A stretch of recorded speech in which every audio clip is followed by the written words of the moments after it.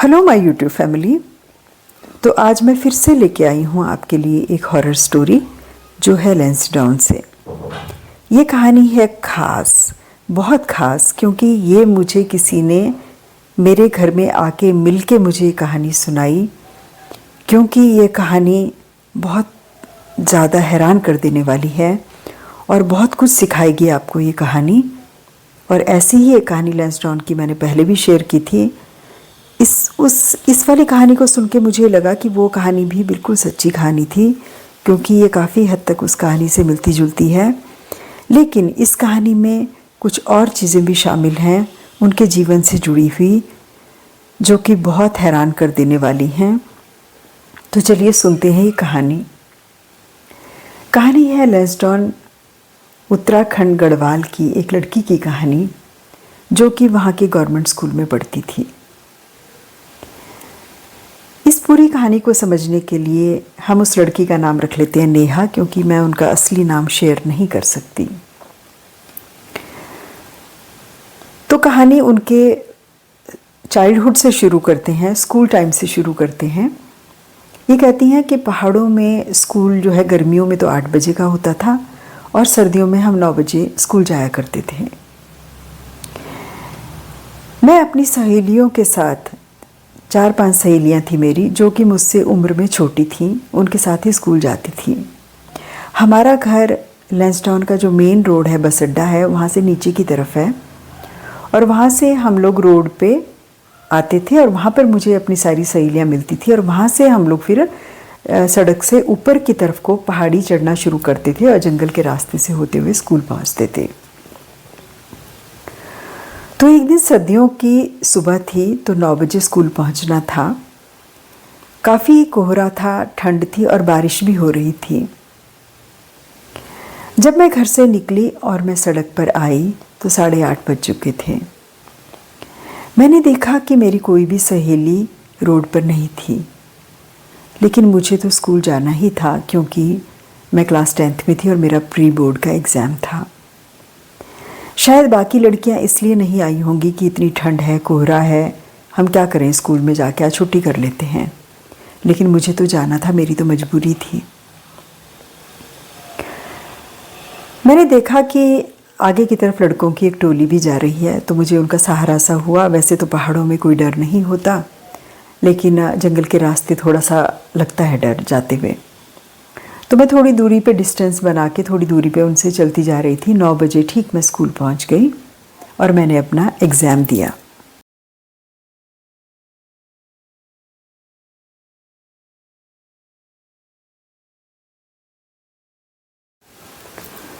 बारह बजे के करीब इनके स्कूल ऑफ हो गया, तो ये अपने सारे फ्रेंड्स के साथ बातचीत करते हुए, किसका पेपर कैसा हुआ, क्या क्वेश्चन का क्या आंसर दिया, ये सब मिल मिला के बात करते हुए ये वापस घर को आने को हुई। तो तकरीबन 12 बजे के बाद पेपर छूटा, तो 12:15 या 12:30 बजे का टाइम हो गया था दिन का।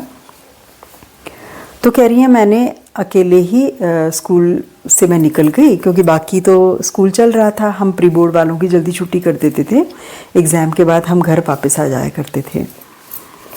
तो मैं घर वापस आने को हुई और मैं अकेले ही जंगल का रास्ता तय कर रही थी। मैं गाते गुनगुनाते अकेले ही जा रही थी, क्योंकि मैं जाते हुए भी अकेली गई थी, तो मुझे आते हुए कुछ इतना ज़्यादा कुछ महसूस नहीं हो रहा था कि मैं जंगल का रास्ता अकेला कैसे क्रॉस करूं या क्या करूं। मैं गाना गुनगुनाते गुनगुनाते मैं आ रही थी। तो रास्ता क्रॉस करते करते हो सकता है 1 या 1:30 बजे का टाइम हो गया होगा दिन का। तो मैं चलती जा रही थी। बस जंगल में सिर्फ यही डर होता है कि बाघ या शेर या भालू कोई झपट के आ ना जाए, बाकी ऐसा कोई पहाड़ों में डर नहीं होता दिन के समय।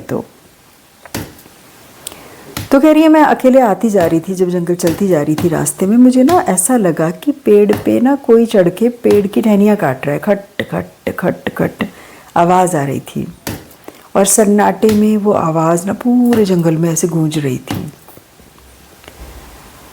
तो बिल्कुल पगडंडी सी थी और मैंने ऐसे सर ऊपर उठा के देखा, तो मैंने देखा कि एक लाल से कलर की कॉटन की धोती पहने हुए, साड़ी पहने हुए, कॉटन की हमारे यहाँ धोती बोलते हैं, तो वो पहने हुए एक औरत ना पीठ पे उसने एक बच्चा बांधा हुआ है और वो बच्चे को पीठ पे बांधे बांधे ही पेड़ की टहनियाँ काट रही थी। हो सकता है उसने नीचे बच्चा इसलिए नहीं रखा होगा कि कोई भालू या कोई बाघ वगैरह उस बच्चे पे झपट ना जाए, और घर में हो सकता है कोई देखभाल करने वाला नहीं रहा होगा, तो बच्चे को लेकर के वो आ गई और पीठ में बच्चे को बांध के पेड़ पे चढ़ गई और पेड़ की टहनियाँ काटने लगी। तभी मैंने क्या देखा कि वो बच्चा ऊपर से मुझे गिरता हुआ नजर आया कि ऊपर से बच्चा गिर रहा है, और कह रही है मैं वहीं पे ठिठक गई, बिल्कुल जम गई, और मेरे देखते ही देखते वो बच्चा भड़ाम से ज़मीन में गिरा, बिल्कुल मेरे पैरों के पास। और ये बहुत ज़ोर से चिल्लाई और बिल्कुल इसके रोना छूट गया बहुत ज़्यादा, और बिल्कुल अधमरी सी हालत मेरी हो गई, और मैं एकदम से पीछे की तरफ हटी क्योंकि वो बच्चा बिल्कुल सड़क पे मेरे पैरों के पास गिरा। और मैंने ऊपर की तरफ मैंने नज़र घुमाई पेड़ की तरफ कि औरत बिल्कुल लाइव लग रहा था, वो सब कुछ बिल्कुल सही, बिल्कुल सच्चा, बिल्कुल ऐसे लग रहा था बिल्कुल रियल है सब कुछ। और वो औरत को जब मैंने ऊपर पेड़ की तरफ देखा तो औरत भी ऊपर से फिर नीचे गिरी, लेकिन जब मैंने नीचे देखा तो ना वो औरत थी ना वो बच्चा था, और मेरी बिल्कुल रोने रोने वाली हालत हो गई। किसका बाघ किसका शेर कोई डर नहीं लगा मुझे उस समय। तो मैं इतना तेज भागने लगी कि मैं ज़्यादा भाग भी नहीं पा रही थी, ऐसा लग रहा था मेरे पैर ना बहुत भारी हो गए। मैं भागने की कोशिश कर रही हूँ, थोड़ा दूरी पे भागी लेकिन मैं जम गई, मेरे को चला ही ना जाए मुझसे, इतना ट्रॉमेटाइज हो गई। तो थोड़ी देर बाद मैंने देखा ना कुछ लड़के पीछे से आ रहे हैं ग्रुप्स में, तो मैं बहुत ज़ोर से चिल्लाई, तो भाग भाग के आए कि क्या हुआ नेहा, क्या हुआ। तो मैंने कहा ऐसा ऐसा हुआ मुझे अभी अभी यहाँ पर, और ऐसा दिखाई दिया। तो वो कहने लगे कि यहाँ पर ना कई लोगों ने बोला है कि ये चीज़ दिखती है यहाँ पर एक पर्टिकुलर टाइम पर। तो उनमें से एक लड़का था जो उसको नेहा को पसंद भी करता था, उसने कहा चलो मैं तुम्हें घर पे छोड़ के आता हूँ। तो नेहा कहने लगी भाई पहाड़ों में तो ये होता है बहुत, जिसे कहते हैं ना कि लड़के लड़कियों का बात करना भी बहुत लोग बड़ी अजीब सी निगाहों से देखते हैं। उसने कहा नहीं मुझे बस तुम लोग ना सड़क तक छोड़ दो, रोड पे मेरे भाई की दुकान है वहाँ पे मुझे छोड़ देना, फिर वहाँ से मैं मेरे भाई के साथ चली जाऊँगी, कुछ इंतज़ाम कर लूँगी, तुम लोग बस मुझे वहाँ तक मेरे साथ चलो। तो कह रही हैं उन्होंने मुझे नीचे मार्केट तक उन लोगों ने मुझे छोड़ा, और उसके बाद मैंने भाई को सारी बात बताई। फिर भाई मेरे साथ घर तक आया, फिर माँ को सारी बात बताई, फिर माँ ने मेरे को पंडित जी को बुला के झाड़ा वाड़ा ये सब लगवाया। लेकिन कह लेंगे उसके बाद भी मुझे बहुत तेज़ बुखार रहा। अब समय गुजरता गया और एग्ज़ाम्स भी हो गए, इनका 10th भी हो गया, और उसके बाद ये 11th में आई, उसके बाद 12th हुआ। इस बीच क्या हुआ कि जो लड़का इनको बहुत पसंद करता था नेहा को, वो अक्सर इनसे मिलने की कोशिश करता था, और एक दो बार उसने अपने प्यार का इनसे इजहार भी किया कि मैं तुम्हें पसंद करता हूँ, और हमारी स्कूलिंग वगैरह जब ख़त्म हो जाएगी और मैं कुछ बन जाऊँगा तो मैं तुम्हारे घर में प्रपोज़ल लेके आऊँगा शादी के लिए। तो नेहा कह रही मैंने बहुत डिसेंटली उसको इस बात के लिए अग्री कर लिया कि भाई तुम मेरे इस तरह की बात मुझसे अभी मत करो, और जब कुछ होगा फ्यूचर में तब देखा जाएगा, लेकिन मैं ऐसे तुमसे कोई वादा नहीं कर सकती, बार बार ऐसे मत मिला करो अकेले में, या मुझे अप्रोच मत किया करो क्योंकि मेरी फ्रेंड्स और सब लोग ना बातें बनाते हैं। तो खैर वो, लेकिन मुझे समझ में आ गया था कि मुझे बहुत पसंद करता है, लेकिन कितना पसंद करता है इसका अंदाज़ा मुझे नहीं था। मैं इन चीज़ों को लाइटली ले रही थी कि ठीक है कोई किसी को पसंद करता है, प्रपोज़ भी कर देता है, और एक प्लान भी कर लेता है अपनी लाइफ किसी के साथ में, लेकिन वो उसका नतीजा क्या निकलता है आगे ये कुछ कह नहीं सकते, तो इन पचड़ों में अभी नहीं पड़ना है। ये सोच के मैंने उसको बोला कि भाई जो होगा जब देखा जाएगा, फ़िलहाल तो पढ़ाई पे फोकस करो, और बात आई गई हो गई। तो नेहा कहती हैं कि इस तरह से समय गुजरता गया, मैंने 12th पास कर लिया, मेरी ग्रेजुएशन भी हो गई, और इसकी शादी के रिश्ते की बातें चलने लगीं, और इनके फादर ने इनके आसपास ही लैंसडाउन में ही एक फैमिली पसंद करके इनकी शादी कर दी। तो फाइनली इनकी शादी हो गई। अब शादी होके ये अपने ससुराल में आ गई। अब इनका वही अपना रूटीन होता था, जो सुबह उठना, नहाना धोना, घर की कामकाज करना और पति के साथ शाम को घूमने के लिए निकल जाना। और यही होता था, हम जंगल की तरफ को घूमने के लिए शाम के टाइम मैं और मेरे हस्बैंड हम लोग निकल जाया करते थे। तो इनका वैवाहिक जीवन भी बहुत अच्छा चल रहा था, ससुराल वाले भी सारे बहुत अच्छे थे।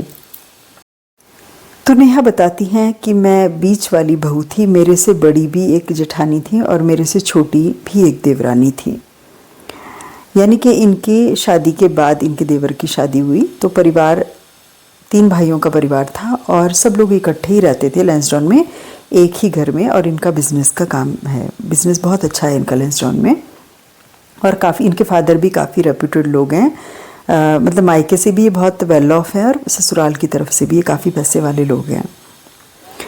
तो कहती हैं कि जब शादी हुई शुरू में साल 1.5 साल हमारा ठीक चलता रहा, छोटी छोटी कुछ प्रॉब्लम्स होती थी लेकिन हमने कभी ये ध्यान नहीं दिया इन छोटी छोटी बातों पर, और परिवार सब मिलजुल जुल के रहते ही थे। लेकिन ये कहती हैं कि शादी के बाद ये तो ज़रूर हुआ कि मेरी ना हेल्थ इश्यूज़ मेरे आने लगे, छोटी छोटी प्रॉब्लम्स मेरे साथ आने लगी। सर्दियाँ होती थी तो मेरे को बहुत ज़्यादा मेरा बदन अकड़ने लगा, ठंड होती थी तो बहुत बुरी हालत होती थी।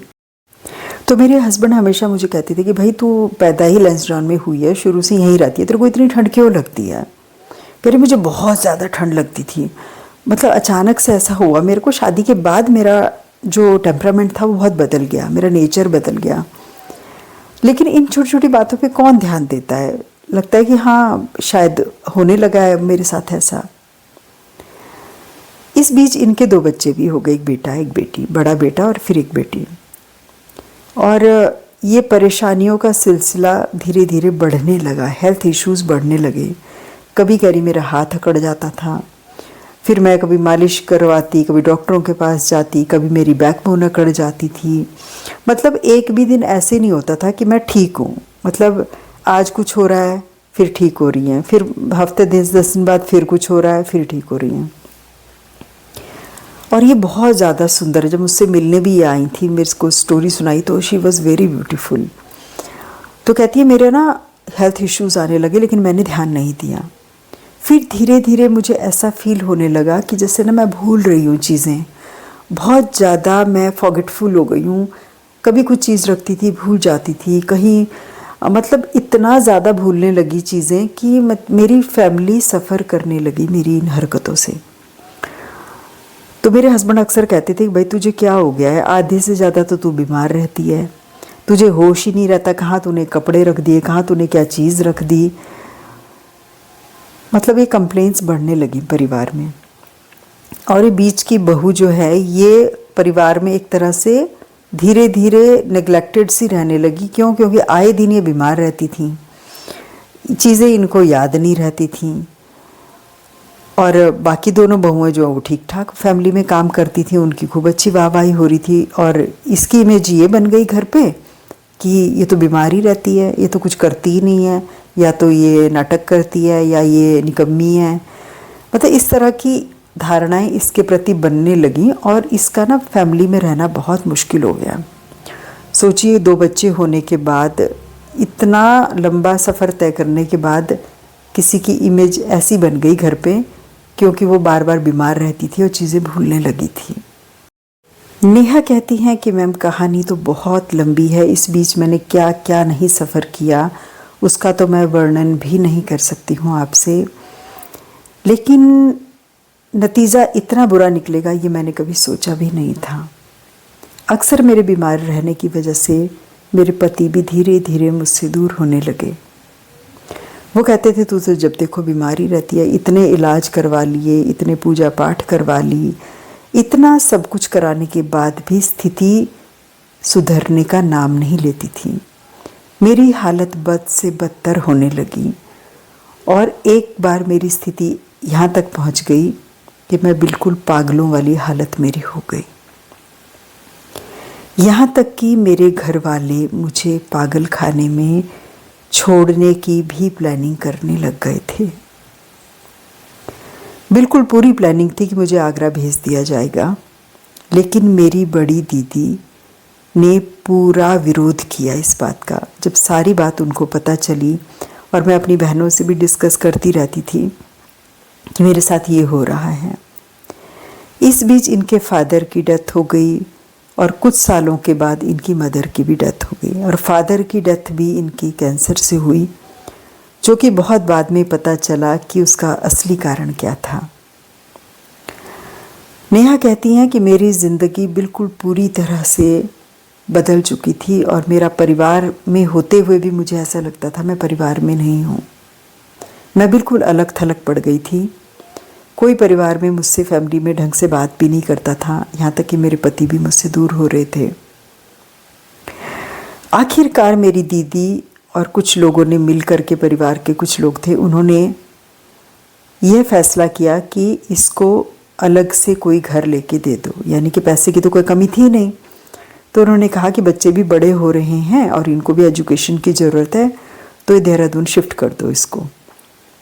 इसके हस्बैंड भी नेहा के अग्री कर गए। उन्होंने कहा ठीक है।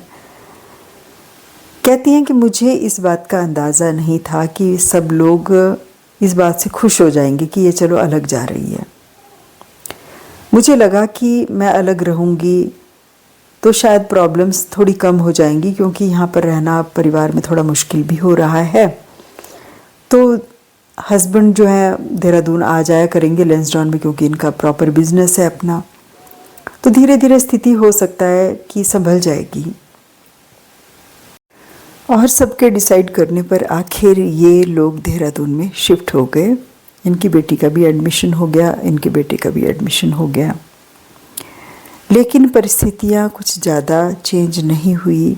यहाँ पर भी धीरे धीरे हेल्थ इश्यूज़ इनके आने लगे, क्योंकि फैमिली के साथ अटैच थे अभी भी। लैंसडाउन से इनकी देवरानी जेठानी वो भी अक्सर आ जाया करते थे, और ये भी कभी कभी लैंसडाउन चली जाया करती थी। ये उनका आना और उनका जाना कैसे इनकी बीमारी से संबंधित था, ये बहुत बाद में पता चला। नेहा कहती हैं कि देहरादून आने पर भी एक बार मेरी बैक में इतना दर्द शुरू हुआ कि मैं बिस्तर से उठ के भी नहीं बैठ सकती थी।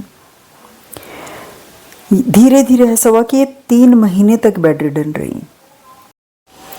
एक दिन इनकी हाउस हेल्प जो थी, जो इनके घर में साफ़ सफाई करने आती थी, खाना बनाने आती थी, बर्तन वगैरह करने आती थी, उसने इनको बोला कि मैडम आप ऐसा करो कि एक दरबार है जिसमें मैं अक्सर जाती हूँ, आप वहाँ चलो। तो नेहा कहने लगी कि यार मैं तो इन चीज़ों पर विश्वास नहीं करती, और हमारे घर में काफ़ी कुछ पूजा पाठ सब कुछ हो चुका है, लेकिन मेरी हालत में बिल्कुल भी सुधार नहीं है। अब मैं कहीं नहीं जा रही हूँ, ना मेरी ऐसी हालत है कि मैं घर से निकल सकूँ।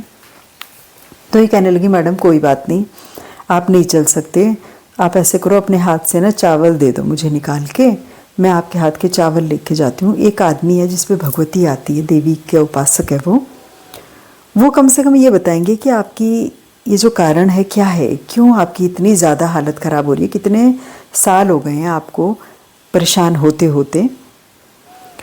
तो आखिर में मरता क्या ना करता, नेहा ने जो है अपने हाथ से चावल, उसने डब्बे में से निकाले चावल और इसके हाथ में दिए नेहा के, और इसने प्रे करते हुए, भगवती की आराधना करते हुए कि मेरी जो भी समस्या है माँ तू इसका समाधान कर, और पॉलीथीन में डाल दिए वो चावल। मेड वो चावलों को लेके घर चली गई, और अगले दिन मंगलवार था, और मंगलवार को वो जो थी माता के दरबार में, जो भी दरबार कहीं लगा करता होगा, वो वहाँ चली गई।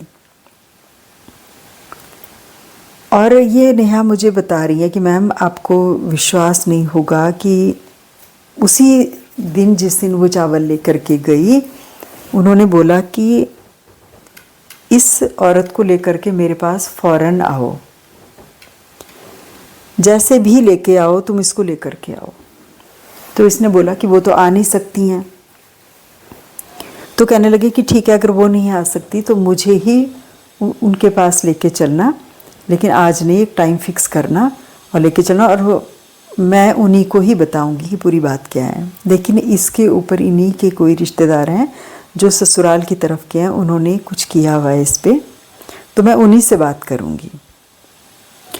तो वैसे वो आदमी है कहती हैं जिन पे वो भगवती आती है, लेकिन वो उस समय जब वो उसमें रहते हैं दरबार में, तो जैसे लेडीज़ की तरह ही बात करते हैं, जाऊंगी, बुलाऊंगी, खाऊंगी, इस तरह से, क्योंकि उस समय उन पे देवी आई हुई रहती है। तो ये बात सारी नेहा को आकर के बताई जब मेड ने, तो इसने कहा कि ठीक है, मेरे हस्बैंड आएंगे तो मैं बात करूंगी, और अभी तो मैं कुछ नहीं कह सकती इस बारे में। तो कह रही है अगले सैटरडे इवनिंग में मेरे हस्बैंड आए तो मैंने उनको सारी बात बताई, तो वो बिल्कुल ही बिखर गए हो, तो एकदम बिफर उठे कि फालतू का दिमाग ख़राब है तुम औरतों का, और इस तरह की इन चक्करों में नहीं पड़ना चाहिए, ये वो फलाना ढमाका बहुत कुछ। फिर वो जब वो मेड आई अगले दिन सुबह, तब उसने जब उनके हस्बैंड को सारी बात बताई कि सर एक बार आप चलो तो सही, आप एक बार चलो तो सही, आप मैडम को किसी तरह से गाड़ी में डाल के लेकर तो चलो, बहुत कुछ कहने के ऊपर वो रेडी हो गए। और संडे को भी उनका दरबार लगता था, तो दरबार में उसको लेकर के गए। बड़ी मुश्किल से पकड़ पकड़ के उसको वहाँ पर बिठाया। सबसे पहले कह रही है उन्होंने मुझे ही देखा, और जब उन्होंने, मेरे हस्बैंड भी वहीं बैठे थे, उन्होंने पूरा खुल के पूरा बता दिया कि तुम्हें किया है तुम्हारी देवरानी ने, और तुम्हें ऐसे खीर में खिलाया गया है, और उसके बाद तुम्हारी तबीयत ख़राब होने लगी होगी, और तुम्हारे पति को भी खिलाया हुआ है, और तुम दोनों के बीच में डिफरेंसेस भी बहुत ज़्यादा आ गए हैं, यहाँ तक कि दोनों के मुंह विपरीत दिशाओं में हैं। और बहुत कुछ उन्होंने डिटेल में हमसे बात की, और चावल दिए कुछ हमें कि रोज़ तुम्हें ये चावल 11-11 चावल घर में डालने हैं, और 5-5 चावल के दाने तुम्हें रोज़ खाने हैं, और ये तुम्हें लगातार करना है, और हर संडे को मेरे पास आना है। तो ये कहती हैं उसके बाद जब मैंने वो चावल खाने शुरू किए, घर पे छिड़कने शुरू किए, और उन्होंने कुछ पानी वानी मंत्र के दिया था, वो सब करने शुरू किया, तो कहती हैं 1 महीने के बाद धीरे धीरे धीरे धीरे मैं खड़े होने की स्थिति में आ गई। तो जब मैं खड़े होने की स्थिति में आ गई, तो मेरे लिए तो 3 महीनों से बिस्तर ही पकड़ रखा था मैंने, तो मेरे लिए तो बहुत बड़ा चमत्कार था ये। और जो फॉग सी मेरे दिमाग में रहती थी, मैं चीज़ें भूलती थी, कन्फ्यूजन्स, डिप्रेशन और नेगेटिव ही सोचना, बिस्तर में पड़े रहना, पंखे को ही देखते रहना, चाह कि कितने चक्कर काटे इस पंखे ने, मतलब यही मेरी स्थिति हो गई थी, मेरी ज़िंदगी हो गई थी। बच्चे क्या खा रहे हैं क्या नहीं खा रहे, मेड उनको क्या खिला रही है क्या नहीं, कुछ नहीं पता। लेकिन कह रही मेरी हाउस हेल्प बहुत अच्छी थी, मालिक ने बहुत दया की, उसने हमारी बहुत मदद की। तो कहते हैं जब मेरी स्थिति में सुधार होने लगा, तो मेरे हस्बैंड को भी थोड़ा विश्वास होने लगा, तो उनको भी चावल दिए थे खाने के लिए। तो वो भी पहले बहुत नेगेटिव सोचते थे। कहती हैं कि वो कहते थे मुझे बहुत गंदे गंदे सपने भी आते थे, मतलब सपने में मेरे साथ कोई औरत दिखाई देती थी मुझे, कि नेगेटिव चीज़ें आती थी उस औरत के प्रति मेरे मन में, और इंटीमेट सीन होते थे, इस तरह के सपने होते थे। लेकिन वो उन्होंने कभी इसको नेहा को बताया नहीं। और नेहा कह रही है सेम मेरे साथ भी यही होता था, कि ऐसा लगता था कि कोई बहुत लंबा चौड़ा खूबसूरत सा नौजवान है। वो कह रही पहले तो वो बच्चा सा रहता था, मतलब सपने में जब दिखाई देता था पहले तो बच्चा रहता था, और मैं उसको प्यार करती थी।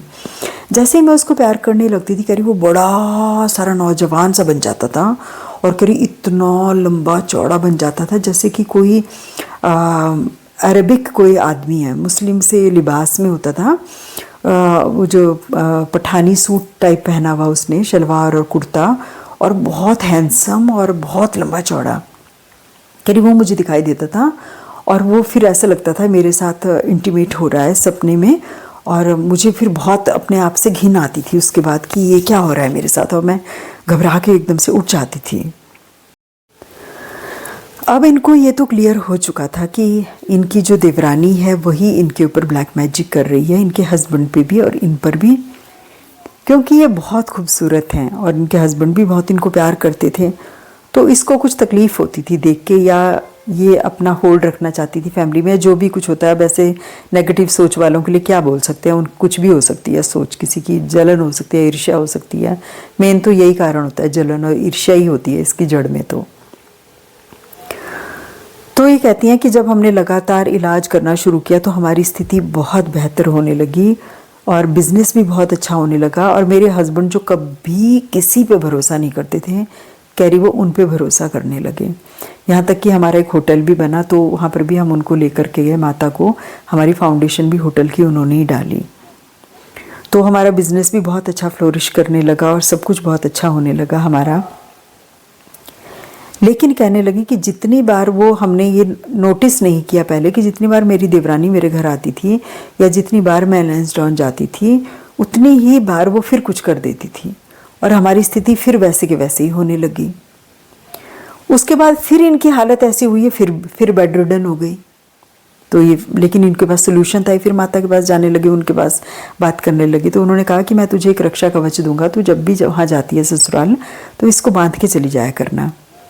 तो जो भी इंसान तेरे पर कुछ कर रहा होगा ना, उसके हाथ में दर्द शुरू हो जाएगा, बहुत खतरनाक। जितना तेरी बैक में दर्द हो रहा है ना, उतना उसके हाथ में शुरू हो जाएगा करने वाली के। तो तुझे भी पता चल जाएगा और अपने हस्बैंड को भी ये चीज़ बता दे। तो इसने अपने हस्बैंड को भी बताया कि ऐसे ऐसे उन्होंने रक्षा कवच दिया हुआ, तुम भी पहनो, मैं भी पहनती हूँ, बच्चों ने भी पहना। कि उन्होंने कहा कि जब भी तू वहाँ आ जाएगी अपने ससुराल तो ये बांध के रखना, तुम पे कोई भी कुछ करेगा तो वो बैक फायर करेगा, रिवर्ट बैक होगा, तो तुम बचे रहोगे और तुम्हें पता भी चल जाएगा कि कौन कर रहा है, अगर तुम्हें यकीन नहीं है तो। क्योंकि इंसान को किसी कही सुनी बातों पे यकीन भी नहीं होता ना, जब प्रत्यक्ष अपनी आंखों से देखो तो भरोसा आता है। तो कहती हैं कि मैं लैंसडाउन गई जब, तो देवरानी तो उसका तो काम ही यही था, वो तो जब भी पता चलता था पहले से कि आने वाले हैं तो अपनी पूरी तैयारी रखती थी वो इनको ब्लैक मैजिक वाली चीज़ें खिलाने की। तो कहती हैं कि एक दिन क्या हुआ कि हम वहाँ पर काफ़ी लंबे टाइम के लिए गए, क्योंकि सर्दियों में अक्सर लैंसडाउन कम ही जाते थे, ठंडा बहुत होता है, लेकिन वहाँ धूप वगैरह बहुत अच्छी आती थी। तो कहती हैं हम लोग विंटर वेकेशन पड़ती तो 8-10 दिन के लिए चले गए, समर वेकेशन पड़ी तो 8-10 दिन के लिए चले गए बच्चों को लेकर के। तो कह रही एक बार ऐसा हुआ कि उसके हाथ में ना इतना तेज़ दर्द शुरू हो गया कि हाय हाय हाय हाय करने लग गई वो। कह रही पूरे हाथ में ट्यूब मल रही है और कपड़ा बांध रखा पूरे हाथ में, हाथ ही ना उठे उसका, बिल्कुल पैरालाइज्ड हो गया एक हाथ। तो कहती हैं हम समझ गए कि इसने फिर हम पे कुछ करने की कोशिश की होगी और वो बैकफायर हो गया। तो कहती हैं कि हम तो माता के दरबार में फिर वो लगातार जाने ही लगी। कह रही हैं कि कुछ दिनों से मैं ऐसी परिस्थिति हुई कि मैं जब भी उन माता के दरबार में जाने की सोचती थी, मेरे कुछ ना कुछ हो जाता था। या तो घर में गेस्ट आ गए, या फिर मेरे को कहीं ज़रूरी काम से जाना पड़ गया, या मुझे लैंसडाउन से कॉल आ गई कि हाँ आ जाओ कुछ काम है। मतलब कह रही ऐसी विघ्न बाधा ऐसे आने लगी कि 1 साल हो गया मैं वो जा ही नहीं पा रही थी माता के पास। कह रही कितनी कोशिश कर लेते, पता नहीं क्या ऐसा हो रखा था। कह रही क्या किसी ने ऐसे रास्ते बांध दिए कि मैं जा ही नहीं पाती थी। तो कह रही इस बीच ना फिर मेरी हालत वैसी होने लगी ख़राब सी, और तबीयत भी ख़राब रहने लगी। और कह रही एक बार ऐसा हुआ कि मेरे हस्बैंड ना सैटरडे को आए हमारे यहाँ, और कह रही मैं अपने पति के कमरे में जाने लगी रात को, तो मैं ना बेहोश होकर के गिर गई दरवाजे पर ही।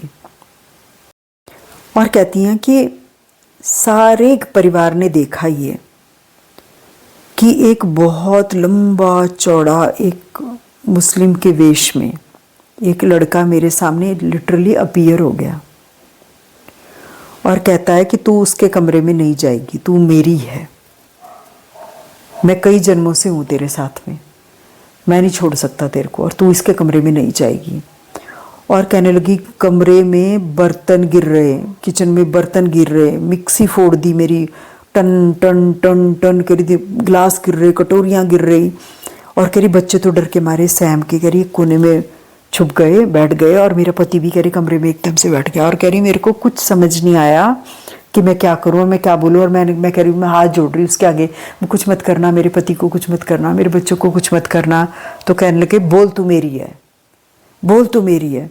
कह रही मैंने डर के मारे बोल दिया कि हाँ मैं तुम्हारी हूँ, मैं किसी के पास नहीं, मैं अपने पति के पास भी नहीं जाऊँगी, तुम किसी को कुछ मत करना और तुम छोड़ दो सबको, कुछ मत करना। कह रही वो इतना लंबा था कि 6 फुट तो बहुत छोटी चीज़ है उसके आगे। कह रही वो इतना लंबा था और इतना कि देखने में सुंदर था, सब कुछ था, लेकिन कह रही वो इतना लंबा था कि मैं इतनी ज़्यादा डर गई उसको देख करके। और सब ने देखा हमारे घर में, हमारे परिवार ने, बर्तन गिर रहे, सब गिर रही हैं चीज़ें घर की। और कह रही जब मैंने ऐसे कहा कि हाँ मैं, तुम ही हो मेरे, मैं तुम्हारी ही हूँ, छोड़ दो हम सबको, मेरे को, मेरे बच्चों को, मेरे पति को परेशान मत करो, तो कह रही वो एकदम से डिसअपीयर हो गया। कह रही है अगले ही दिन फिर हम वही माता के दरबार में उनके पास गए और उनको पूरी भगत जी को पूरी बात बताई कि ऐसा ऐसा हुआ मेरे साथ। तो वो थोड़ी देर ऐसे सोच में पड़ गए और कह रहे अरे तुमने ये क्या कर दिया, तुमने तो उसको परमिशन दे दी, तूने ये क्यों नहीं कहा कि वो अगर वो मुस्लिम के रूप में आया था तूने कहता हाँ तू मेरा अकबर है, तू मेरा भाई है, तू मेरा भाई बन के रहे मेरे साथ में, लेकिन पति बन के तू नहीं रह सकता और जो होगा फिर देखा जाएगा। तूने ये क्यों नहीं कहा, तूने एक्सेप्ट क्यों कर लिया। कहती है मेरी समझ में कुछ नहीं आया उस टाइम और ऐसी बुरी हालत हो गई थी कि मैंने ये बोल दिया। तो वो कहने लगे कि अब मैं भी तेरे साथ तेरी हेल्प नहीं कर पाऊंगा क्योंकि तूने भी परमिशन दे दी है उसको। तो कहती हैं कि उस दिन के बाद मैम हम इतना डर गए कि मेरा पति तब से मेरे पास आने में भी वो डरते हैं। वो लैंसडाउन से देहरादून आने में भी अब डरने लगे हैं। बस आते हैं, हालचाल पूछते हैं हमारा और रात हम लोग अलग अलग ही गुजारते हैं और वो चले जाते हैं।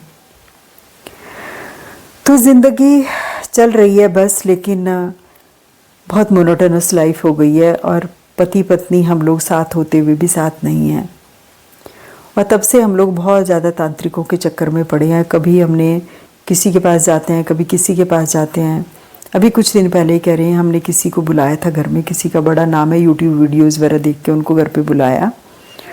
तो कह रही उसने हमें ये बताया कि एक तो तुम्हारे साथ तुम्हारी देवरानी का करा हुआ है, उसने एक जिन लगाया हुआ है तुम्हारे ऊपर, और दूसरा कहती हैं ये बात मुझे पता नहीं थी, वो उसके मुंह से ही मुझे पता चली। और वो काफ़ी फेमस बंदा है, उसका टीवी में और यूट्यूब वगैरह में भी काफ़ी सारी वीडियोस हैं, तो नाम हम मेंशन नहीं कर सकते उनका। तो कहती हैं उन्होंने मुझे बोला कि कोई लड़का तेरे को स्कूल टाइम से ही पसंद करता था। तो कह रही ये बात तो मुझे मालूम नहीं थी, लेकिन बाकी किसी को भी घर पे मालूम नहीं थी, ये बात सिर्फ मुझे ही मालूम थी। कहती हैं जिस दिन तुम्हारी शादी हुई, कहती हैं जिस दिन तुम्हारी शादी हुई उसी दिन उस लड़के ने सुसाइड कर लिया था। कह रही वो भी है तुम्हारे साथ लगा हुआ तुम पर। तो कह रही है मुझे तो सुन के यकीन ही नहीं हुआ। तो कह रही वो कहने लगी मैंने सोचा कि जो लड़का मुझे पसंद करता था, मैंने तो कभी जानने की भी कोशिश नहीं की भविष्य में उसका क्या हुआ, वो कहाँ था, कौन था, कहाँ, ये तो पता ही रहा होगा छोटी सी जगह कि कहाँ रहता है क्या है, लेकिन ये नहीं पता जानने की कोशिश की उसका क्या हुआ, क्योंकि अपनी लाइफ में इतनी परेशान थी। और फिर स्कूल टाइम की बातें वो तो आई गई हो जाती हैं दिमाग से, कौन इतना सीरियसली लेता है।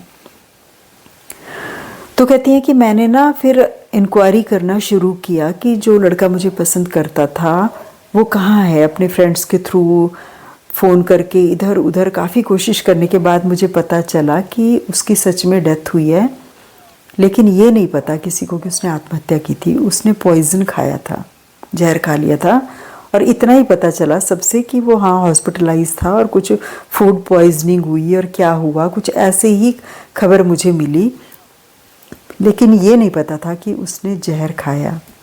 ये मुझे उस तांत्रिक ने ही बताया कि वो तुझसे बहुत प्रेम करता था, तो उसने इतने दुख में जिस दिन तुम्हारी शादी हुई उसने उसी दिन आत्महत्या कर ली थी।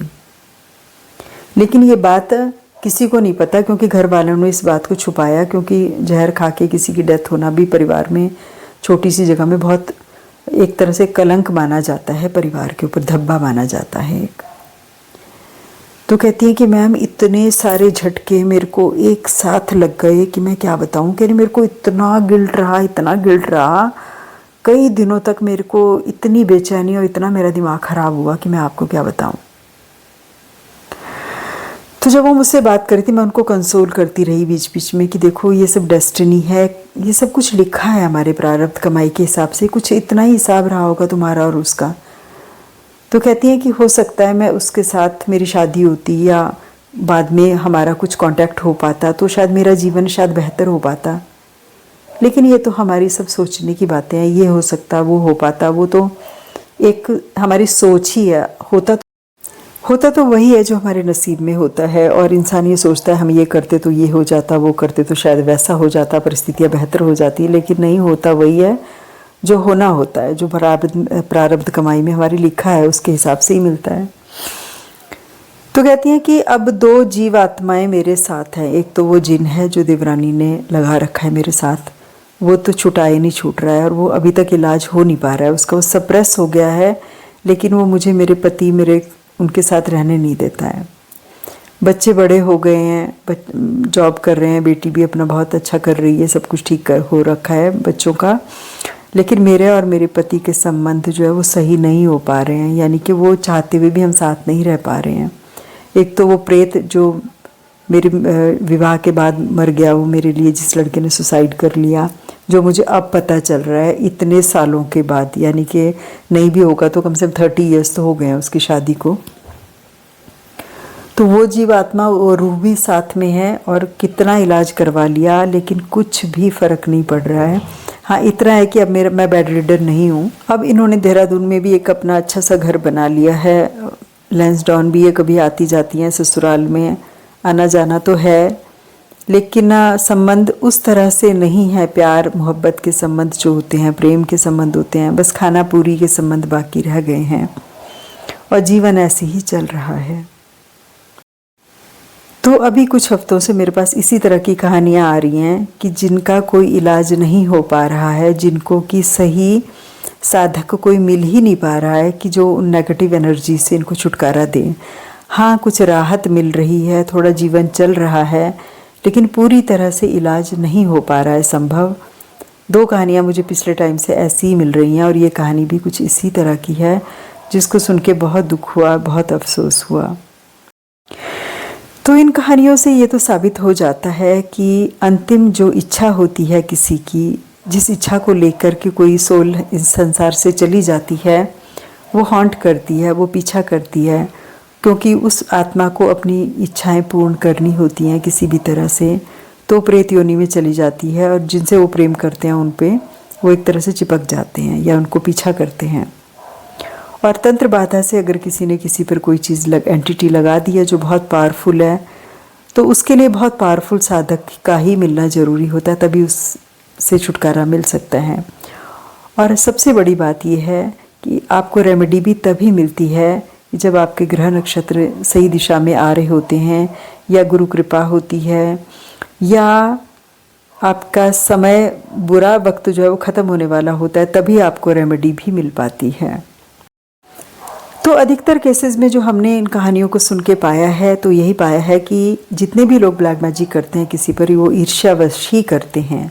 बेस में ईर्ष्या ही होती है, चाहे वो आपके पड़ोसी हों, रिश्तेदार हों, फ्रेंड्स हों, कलीग हों, या फिर तब होता है कि जब कोई किसी अपना उतारा कर रहा होता है, उसने उतारा कहीं पर फेंक दिया होता है, उसको आपने क्रॉस कर लिया, या आप जंगल के रास्ते पे गए, आपने परफ्यूम लगाया है, या कहीं पे गलत जगह पे पेशाब कर दिया है किसी लोनली प्लेस में पेड़ के नीचे, तब आप पे कोई रूह चिपक गई। अधिकतर केसेस में यही देखने को मिलता है। और आजकल ये घटनाएं बहुत ज़्यादा सामने आ रही हैं, क्योंकि ये कहा जाता है कि ये राहु काल चल रहा है। इस समय इस तरह की घटनाएं आम हो जाएंगी। जिस तरह से कि दैत्यों का और देवताओं का आपस में हमेशा संघर्ष रहा है, उसी प्रकार आजकल जितने भी अच्छे लोग हैं वो परेशान हैं, क्योंकि वो देवता स्वरूप हैं और ये दैत्य स्वरूप हैं। ये लोग जो ब्लैक मैजिक करते हैं, ईर्ष्या द्वेष रखते हैं, तो ये दैत्य और देवताओं की लड़ाई का युग है और इसमें हमें बहुत सावधानी से रहना है। भगवान का नाम लेते रहना है, कोई जाप करते रहना है, कोई बीज मंत्र आप अपना बना लीजिए, कोई जिस देवता पे भरोसा करते हैं उसका बीज मंत्र का जाप करें, सद्गुरु की शरण में रहें और एक स्पिरिचुअल लाइफ जिएं। और ये बात हमेशा हम लोगों को गांठ बांध करके रख लेनी चाहिए और समझ लेनी चाहिए कि बुरे काम का बुरा ही नतीजा हमें मिलने वाला है। जो हम बोएंगे वही हम काटेंगे। तो बुरे कर्म भी कई प्रकार के होते हैं। एक तो होता है एक्शंस के साथ किसी का बुरा करना, एक होता है मन से बुरा करना, यानी कि मानसिक कर्म बन जाते हैं। और वो जो मानसिक कर्म होते हैं ना, वो हमें कोई ऐसा इंसान मिल जाएगा जो हमें उतना ही मानसिक कष्ट देगा, लेकिन हर एक्शन का रिएक्शन आएगा ज़रूर, ये बात तो तय है। तो उम्मीद करती हूँ आज की ये कहानी आपको पसंद आई होगी। इस कहानी से आपने ज़रूर कुछ सीखा होगा। मेरी वीडियो को लाइक, शेयर एंड सब्सक्राइब करें। अगर आपको कहानियाँ पसंद आती हैं तो आपके कमेंट्स का रहता है मुझे हमेशा से ही इंतज़ार। Thank you so much for watching.